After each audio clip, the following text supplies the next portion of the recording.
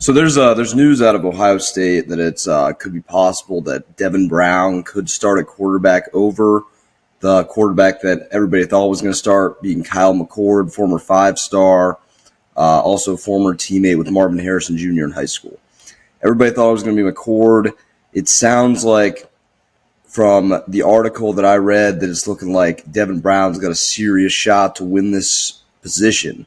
So I was kind of thinking I don't really have a lot of tape or knowledge on Devin Brown. I know he's from Utah. I want to say he was a four-star guy, but so that I just want to take some time, look at the tape, see what we got there. Because McCord, this means probably one of two things for Kyle McCord and how his camp's going. It's either that Devin Brown is just really good, shocking people out there in camp, or it's the more realistic scenario where Kyle McCord's just having a really bad camp and they just don't feel comfortable having him as starter. I was not that comfortable with him as starter. So let's look at some Devin Brown highlights here. Let's see what he's got. See what he's got. So 451 rushing yards, 8 TDs. Apparently he can run a little bit. Apparently he's kind of mobile. That's a deep ball. It's a deep ball. Good placement. Let's see what we got here. There's some of that running ability. And he's a little shifty. He's a little shifty. Let's see. It's a pretty good ball. Pretty good ball. Let me see this again here. You got the pump fake. That's a nice ball. Maybe if you would have thrown it a little bit higher, could have taken the top off it, but that's a pretty good ball. Escapability looks pretty good. That's great pocket awareness right there. Shove the defender to the side. Let's see, that's kind of. I like that throw. I like a lot about that throw. Let's see what we got. That's good. That's a great ball. That's a great ball. It looks like his arm strength may be the weakest part of his game, but other than that, he looks like he's pretty versatile.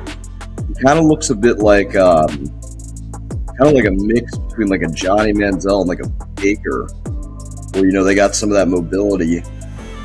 Because people forget Baker used to run a lot in college. Obviously, get to the pros, step up. But, he's a bit shifty. That's great escapability. That's great pocket awareness. See, he could have went deeper, but I like the check down read there. Let's see what else here. This is probably against good comp because they're in Utah Stadium. So that's just good adjustment. Let's see what we got here. Good pocket awareness. Hits him in between two defenders. You got to place that ball right. I want to see a little bit more of him on the ground. That's a great ball. But I do want to see a little bit more of what he can do on the ground here. That's just the receiver right there, just being look how small that dude looks fine. Let's see. I like his pocket awareness. Here's some of the running ability, that's shifty. It looks to me like a mix between a Baker or Johnny Manziel. He's going to be versatile. Not quite the athleticism of a guy like Fields, obviously. But, they might be able to go back to more of that running system. So remember 2019, maybe Day's best team, most complete team that he had. He used to run the ball a lot. And he would let him do that. Remember with Stroud, it was kind of out of the game plan. Even though Stroud, I think, could make the runs, didn't really run him as much. It sounds like if we put Devin Brown in there, it's going to be a bit more of a running system. I don't know how good McCord is on the ground. So I wonder if that's playing a factor. Because, he's shifty. I think he's got really good pocket awareness. I think probably his biggest weakness is probably arm strength. Other than that, though, he can throw a nice dot here. He can store it. I'm optimistic. I think we could be really good with this guy.